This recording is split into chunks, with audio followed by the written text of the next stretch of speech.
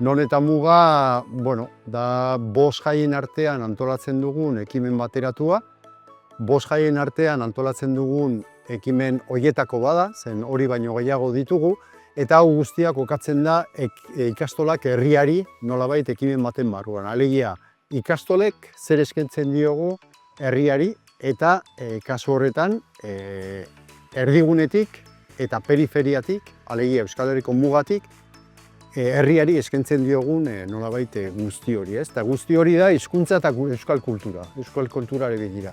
Aurten bereziki azpimarratu nahi izan dugu aisialdiaren gaia, ez? Eta aisialdia ikastoletatik herriko aisialdiari eskaintzen diogun nolabait aukera, ez? Eta bereziki lantzeko eta azpimarratzeko euskal kulturaren presentzia. Nolabait ere gazteekin batera landu nahi izan dugu ekimen hau.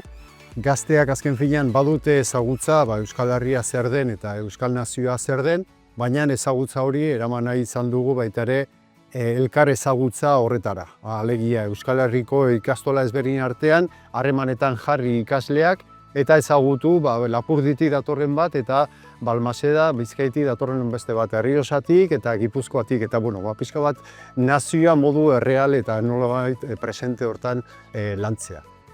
Ikastola bakoitzak baditu bere adierazle kulturalak, baditu bere ekimen antolatuak eta aurten nolabait hori erakutsiko dugu arratsaldean plazaz plaza.